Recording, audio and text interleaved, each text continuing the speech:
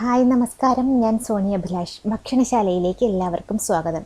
ഇന്ന് നമുക്ക് ഒട്ടും തന്നെ കയ്പില്ലാതെ ഒരു പാവയ്ക്ക ഫ്രൈ എങ്ങനെ തയ്യാറാക്കാമെന്ന് നോക്കാം. അതിനായി ഞാൻ ഒരു ബൗളിലേക്ക് കുറച്ച് വെള്ളം എടുത്തിട്ടുണ്ട്. ഇതിലേക്ക് കുറച്ച് ഉപ്പ് ചേർത്തു. ഇനി ഇതിലേക്ക് ഒരു സ്പൂൺ വിനെഗർ കൂടി ചേർത്ത് നന്നായി മിക്സ് ആക്കിയതിന് ശേഷം വളരെ കനം കുറഞ്ഞരിഞ്ഞ് വെച്ചിട്ടുള്ള പാവയ്ക്ക നമുക്കിതിലേക്ക് ചേർത്ത് കൊടുക്കണം. ഈ ഉപ്പും വിനെഗറും ചേർത്തതിന് പകരം പുളി പിഴിഞ്ഞ വെള്ളം ആയാലും മതിയാകും.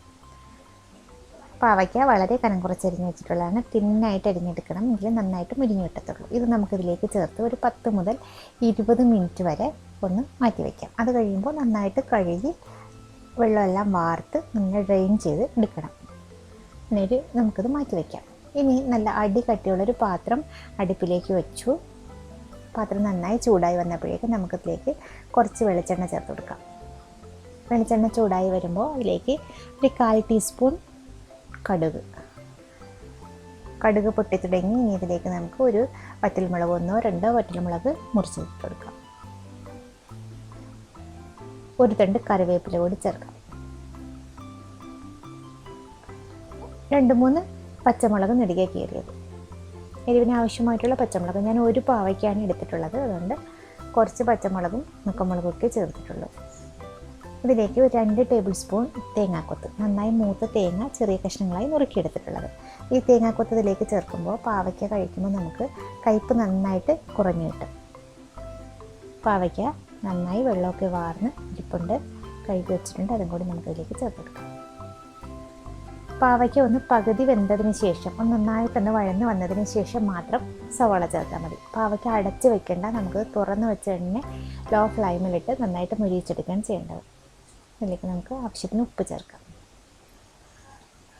ഉപ്പും കൂടിയിട്ട് നന്നായി മിക്സ് ചെയ്തതിന് ശേഷം ഇതിങ്ങനെ നിരത്തി വെച്ച് ചെറിയ ഫ്ലെയിമിൽ വയ്ക്കണം. നന്നായിട്ടൊന്ന് വാടി വന്നിട്ടുണ്ട്. ചെറുതായിട്ട് പാവയ്ക്കേണ്ട കളർ ചേഞ്ച് ആയി തുടങ്ങിയപ്പോഴേക്കാണ് ഒരു സവാള കനം കുറച്ചരിഞ്ഞെടുത്തിട്ടുള്ളത്. അതും കൂടി ചേർത്ത് കൊടുത്തു. നന്നായിട്ടൊക്കെ മിക്സ് ചെയ്യാം. ഇനി നമുക്ക് ഒരു 1/4 ടീസ്പൂൺ മഞ്ഞൾപ്പൊടി, 1/2 ടീസ്പൂൺ മുളക് പൊടി, 1/4 ടീസ്പൂൺ കുരുമുളക് പൊടി, ഇതെല്ലാം കൂടി ചേർത്ത് നന്നായിട്ടൊക്കെ മിക്സ് ചെയ്യാം. ചെറിയ സ്പൂണിനാണ് ഞാൻ ചേർത്തിട്ടുള്ളത്.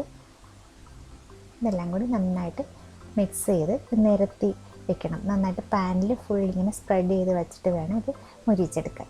നന്നായി ഡ്രൈ ആയി വരണം. ലോ ഫ്ലെയിമിൽ തീ ഏറ്റവും കുറച്ച് വെച്ചിട്ട് വേണം മുരിച്ചെടുക്കാൻ, അല്ലെങ്കിൽ ഇത് കരിഞ്ഞു പോകും. എണ്ണ കുറച്ചല്ലേ ചേർത്തിട്ടുള്ളൂ, അപ്പോൾ പെട്ടെന്ന് കരിഞ്ഞു പോകും. അതുകൊണ്ട് തന്നെ അടി കട്ടിയുള്ള ഒരു പാനായിരിക്കണം എടുക്കേണ്ടത്. അതുപോലെ തന്നെ തീ കുറച്ച് വെച്ചിട്ട് വേണം ഇതിങ്ങനെ മുരിച്ചെടുക്കേണ്ടത്. നന്നായി ഫ്രൈ ആയി വരുന്നത് വരെ നമുക്ക് ഇടയ്ക്കിടയ്ക്കൊന്ന് മിക്സ് ചെയ്ത് ഇളക്കിയിട്ട് നന്നായിട്ടുള്ളൊരു ഗോൾഡൻ ബ്രൗൺ നിറമാകുന്നത് വരെ ഇതൊന്ന് ഇളക്കി തിരിച്ചിട്ട് ഇങ്ങനെ നന്നായി ഡ്രൈ ആക്കി എടുക്കണം. അപ്പോൾ പാവയ്ക്കയും ഈ ഉള്ളിയും തേങ്ങാക്കൊത്തൊക്കെ കൂടെ നന്നായിട്ട് മുരിഞ്ഞ് വരുമ്പോൾ പാവയ്ക്കയുടെ കൈപ്പൊട്ടും തന്നെ നമുക്കറിയാൻ പറ്റില്ല. നല്ല ടേസ്റ്റ് തന്നെ നമുക്ക് പാവയ്ക്ക ഫ്രൈ കിട്ടും. വീട്ടിൽ തന്നെ ഉണ്ടാകുന്ന നല്ല ഓർഗാനിക് പാവയ്ക്കൊക്കെ ആണെന്നുണ്ടെങ്കിൽ ഈ വിനിഗറിലൊന്നും കഴുകേണ്ട ആവശ്യമില്ല. ഇത് കട്ട് ചെയ്തെടുക്കുന്നതിന് മുന്നേ തന്നെ കഴുകി ക്ലീൻ ആക്കിയതിന് ശേഷം അരിഞ്ഞെടുത്ത് നമുക്ക് ഇതുപോലെ ഫ്രൈ ചെയ്തെടുത്താലും അധികം കയ്പ്പൊന്നും ഉണ്ടാവില്ല. ചെറിയൊരു കയ്പ്പ് ടേസ്റ്റ് ഉണ്ടാകത്തുള്ളൂ. അത് പാവയ്ക്ക് നല്ലൊരു ടേസ്റ്റാണ്, ഒരു ചെറിയ കയ്പ്പ് ഉണ്ടാകുന്നത്. അപ്പോൾ പാവയ്ക്ക് അത്യാവശ്യം നന്നായിട്ട് മൊരിഞ്ഞ് വന്നിട്ടുണ്ട്. ഉള്ളിയൊന്നും കരിഞ്ഞു പോയിട്ടില്ല, നല്ല പാകത്തിനായി വന്നിട്ടുണ്ട്. അപ്പോൾ ഇതുപോലെ നമുക്ക് പാവയ്ക്ക ഫ്രൈ തയ്യാറാക്കിയെടുക്കാം. വീഡിയോ ഇഷ്ടപ്പെട്ടാൽ സബ്സ്ക്രൈബ് ചെയ്യാനും ലൈക്ക് ചെയ്യാനും കമൻറ്റ് ചെയ്യാനും മറക്കരുത്. അടുത്തൊരു റെസിപ്പിയുമായി ഞാൻ വരുന്നതാണ്. Thank you.